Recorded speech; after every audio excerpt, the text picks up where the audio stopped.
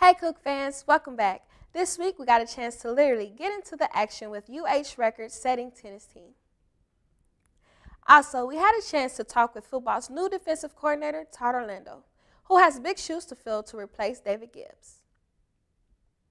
Additionally, we had a chance to interview Jherrod Stiggers in the wake of his declaration for NBA draft and much more. I'm Desiree Cook-Jackson, and this is In the Game.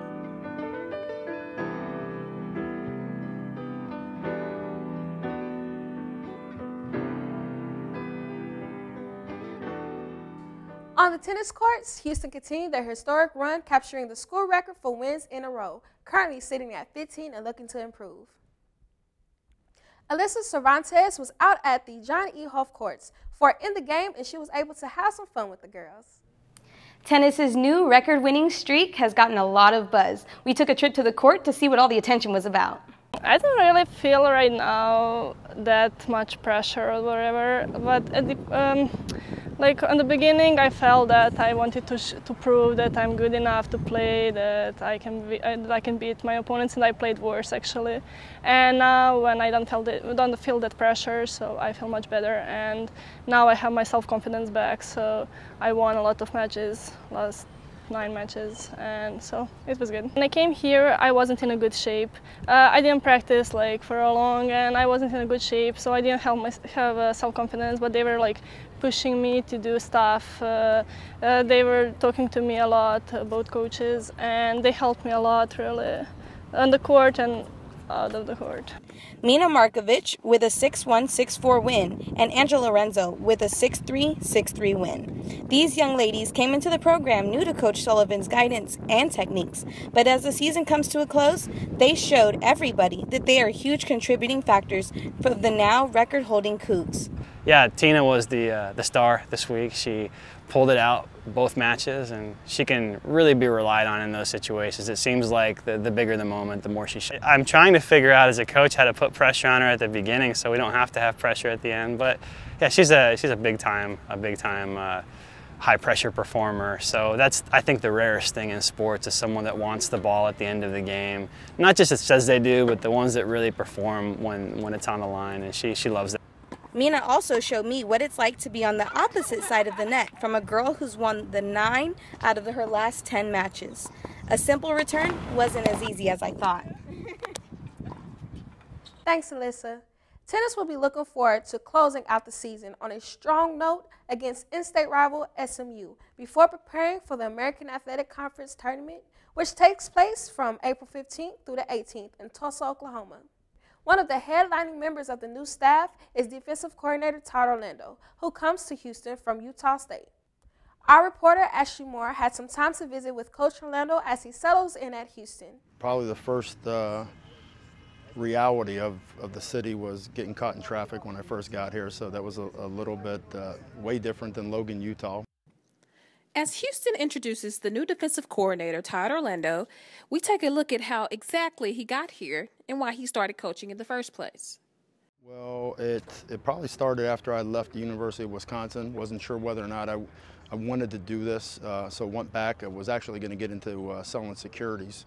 And then one day went up to our practice field at my old high school, and one of the guys asked me if I wanted to help out, and I did for a practice and just absolutely fell in love with it. So I knew this is what I wanted to do. Houston is known for its third ward defense, and defense is something Coach Orlando knows much about. The defensive part is what I played linebacker. I've been kind of associated with that side my whole career, so it was just kind of natural. When you get into a teaching progression and you've already played the position, I think it makes it a lot easier to feel a little bit of expertise when you're coaching that part of it. So I've always been a defensive guy. The real question is, was he any good? It's okay. Wasn't real fast, but I would hit you. So that was probably what I did best.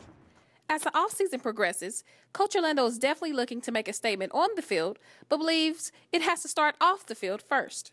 I mean, I'm going to have our guys over at some point, and we're going to get together as a defense at some point and continue to build the bond, because I think it's important. I mean, it's like anything else. You're in an office working with people all the time. You have to know what makes them click, and, you know, some things that you probably shouldn't say to them. Each individual is a little bit different, and the more you're around people outside of the football element, I think you can learn a little bit about what's going on in their life and emotionally how they're feeling, physically how they're feeling. I just think it helps.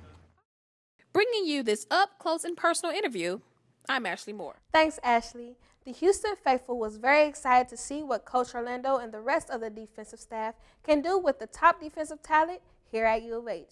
Moving now to the basketball court, we had a chance to catch up with Jherrod Stiggers, who recently decided to forego his senior year at Houston and look towards the pros. Our reporter Cameron Roof had the chance to talk with Stiggers a bit about what influenced his decision to leave Houston and strive for the next level of competition.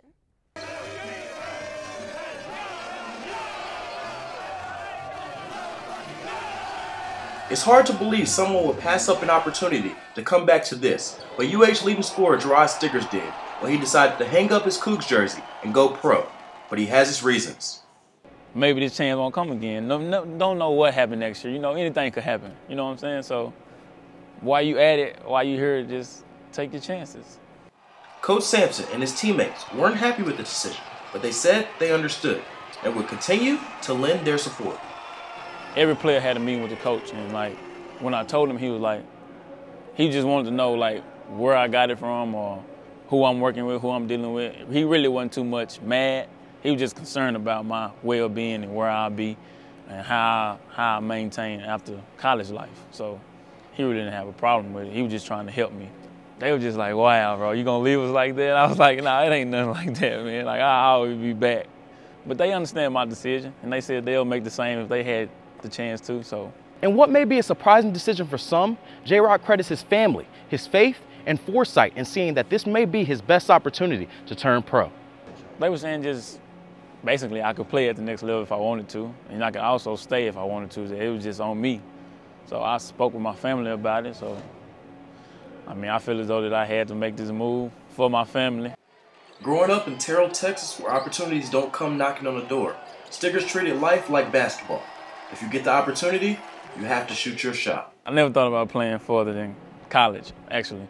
To make it to college, I just felt though I made a huge step that a lot of people didn't make where I'm from, so I done a lot that a lot of people didn't do. So if I don't go no farther than right now, I feel as though I'm a success from where I'm from, because I made it to college, I played college ball, so that's a lot. Like, I'm blessed. So if I don't go no farther than that, I'm all right.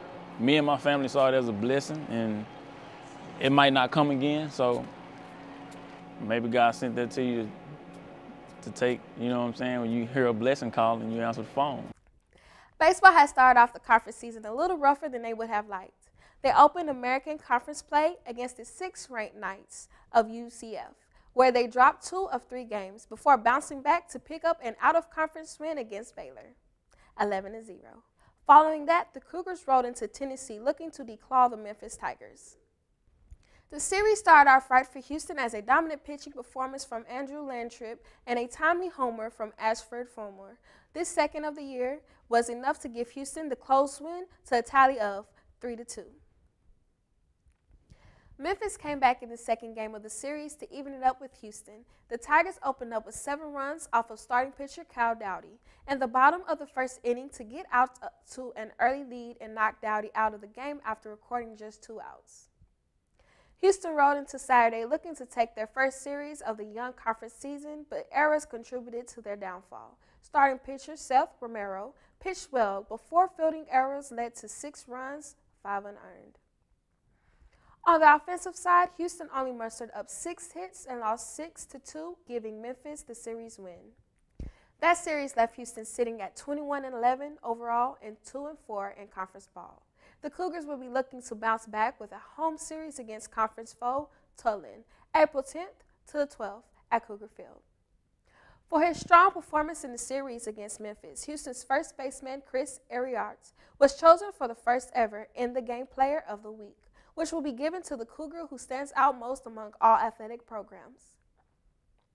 Over the weekend, Jherrod went from a combined 6 for 13 from the plate, belting 2 home runs, a double, and a triple in the process. Jherrod also accounted for 3 runs himself and knocked in 2 RBIs.